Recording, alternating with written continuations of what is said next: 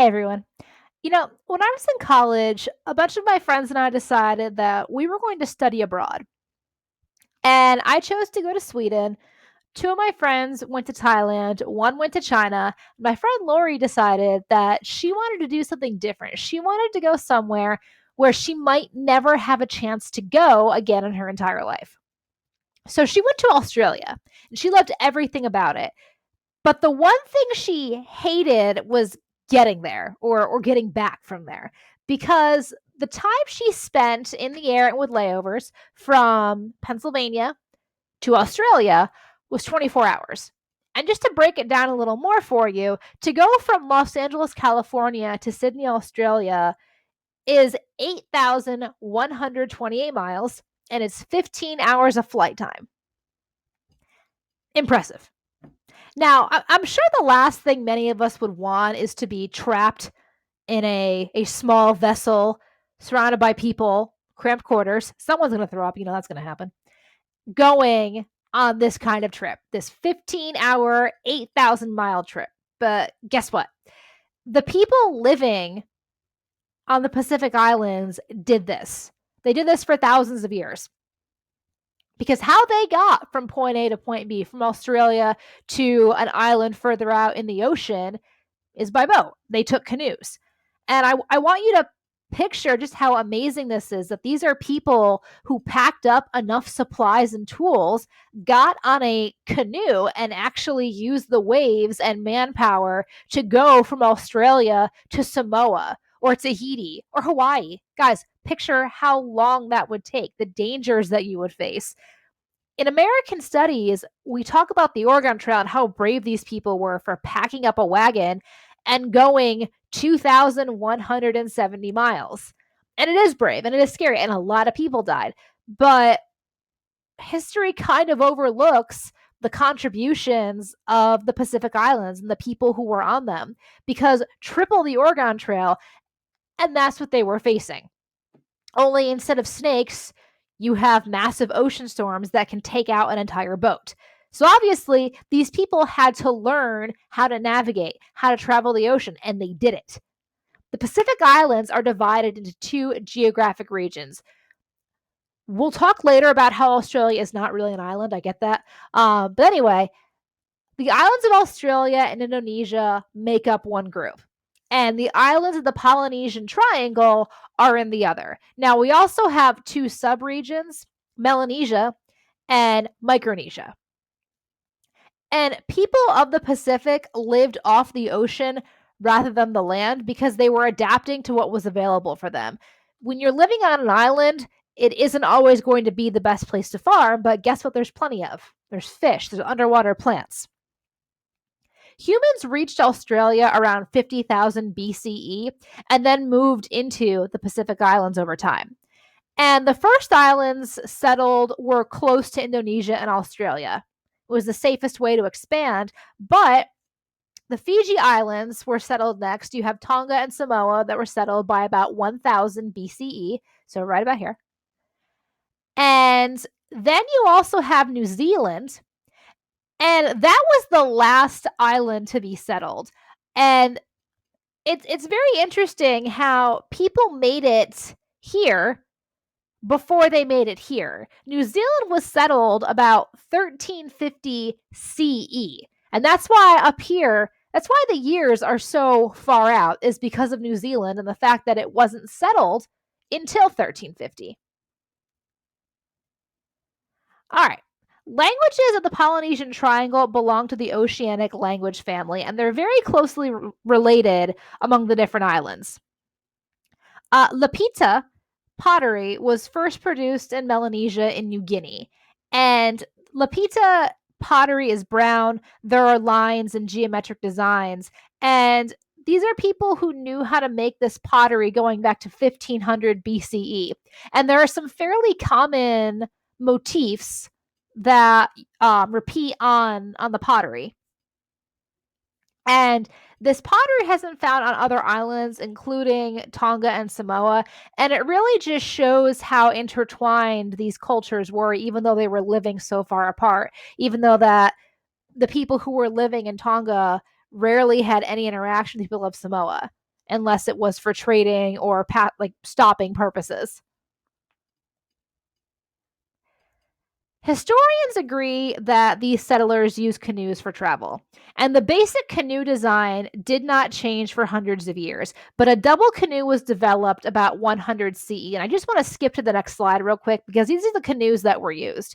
And this is the one that people usually think of, but this wasn't the first. You've got the double canoe, it can hold more people, it can hold more supplies, but this was also used.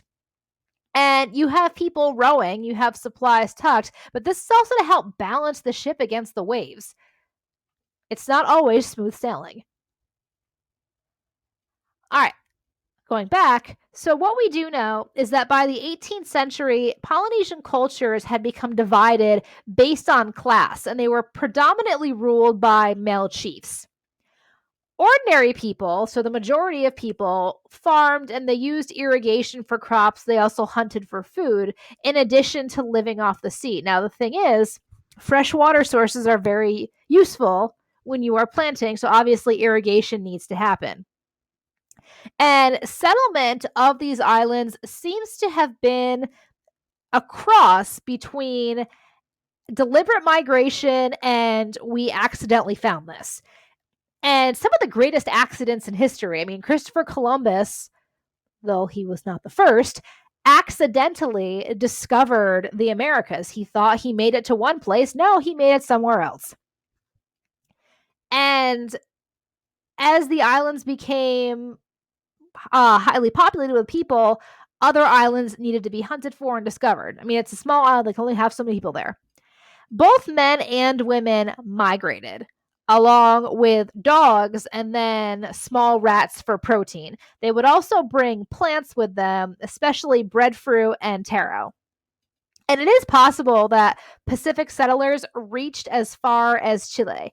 And bones of Pacific Island chickens have been found in Chile dating back from between 1300 and 1424 CE. And there was also an exchange of sweet potatoes and coconuts. And that really suggests that there had to be some kind of Pacific contact with South America. And again, the boats. All right, the mystery of Easter Island. Historians really don't know how Easter Island was settled. And the most likely theory to this is that a group of Polynesians could have been caught in a storm and they were somehow blown off course because it was settled by 300 CE. And the language of Easter Island retains many archaic features. And Easter Island is just the European name, just so you guys know. Polynesians call it Rapa Nui. And if one lived on the Eastern Island, their diet would have consisted of sweet potatoes, taro, sugarcane, and chicken. But they would also fish for dolphin, porpoises, and tuna. And when anyone thinks of Easter Island, there's usually one thing that comes to mind: the Easter Island heads. And there are over 887 statues. The 887 represents the number of statues that are mostly in one piece, but there have been pieces and fragments discovered that clearly were a statue at one point and have since been destroyed. The average size is 10 tons, but the largest they have is 270 tons. And the largest Easter Island head is more than 70 feet tall. And every statue is unique. Some contain tattoos or loincloths. And local tradition says the statues are portraits of ancestral leaders. So this is not we're carving out our gods. This is we're carving out brave leaders. And that's also why the Easter Island heads are all male. Each statue was carved with stone, wood, or bone tools. There were no metal tools that were used to make these heads. Imagine the manpower, folks. And these stones, or these statues, are made out of volcanic stone. The natural resource is depleted, though, in Easter Island, and the population declined because of that. So because these statues were no longer made after 1600 CE, it does suggest that something had to have happened that they didn't have the manpower to make them anymore. So again, Rapa Nui, Easter Island is a territory of Chile now. See the difference? Very nice. Imagine that kind of trade, though, guys. That is a long, long way to go for trading. And just so, in terms of the Polynesian Triangle, this is where Rapa Nui is. All right, moving along. The impact of humans on New Zealand. So, as we said before, New Zealand was the last of the islands to be settled by 1350, and it was settled by people called the Maori. And DNA studies have shown that the founding populations, there were about 100 settlers, and anywhere from 50 to 70 of them were women. So the number does kind of goes based off of which historical source you're using. Some say at least 70, some say more than 70, some say just between 50 and 70. And human settlement of New Zealand unfortunately led to a massive devastation of the island's environment. Now, remember, when people are navigating, they're using the waves, they're using cloud patterns, they're using the stars to guide them. Some would actually even follow the flight patterns of birds to go from island to island. So again, it is surprising that New Zealand, especially because it's so close, was the last to be settled. Within a century, humans had killed off 20 species of birds. And large mammals like seals and sea lions were hunted next because the birds were gone. And just an example, New Zealand species of larger birds, such as geese and turkeys, became extinct. And the Maori became more dependent on agriculture, which unfortunately then destroyed 40% of the island's forests by 1600 CE. Now, let me just say, this is nothing new. The Maori were not the first people to arrive at a new destination and then begin destroying the forests and destroying the birds. The only reason we know so much about the destruction is because it happened not that long ago. And there we were able to have records of animals that were no longer there anymore after 100 years, or just the size of the forest dwindling by 1600 CE.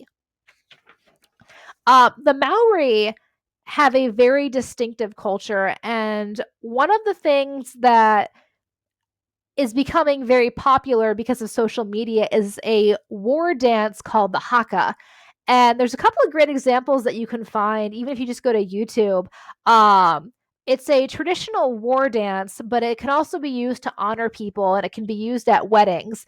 And there's a really beautiful example of a haka at a young couple's wedding in New Zealand. In New Zealand, excuse me. And it's a really cool thing to watch if you have a few minutes. If you just Google New Zealand wedding haka, it's a pretty awesome thing to do, and you actually can see an example of Maori affection and their way of saying thank you and I love you versus a traditional hug. It's cool. Check it out if you have a chance. But anyway, just wrapping it up with the Maori a little more. The best known and most extensively studied site is in the South Island of Oahu Bar, and it was occupied from about 1288 to 1300. And unfortunately, half of the site is underwater now due to tectonic forces.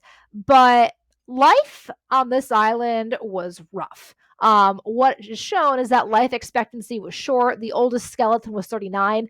Most people were dying in their 20s, and this source goes back to 2010. Most of the adults showed signs of dietary stress or infections, and this is probably because there weren't enough resources on the island for everyone, or not enough diverse resources for everyone.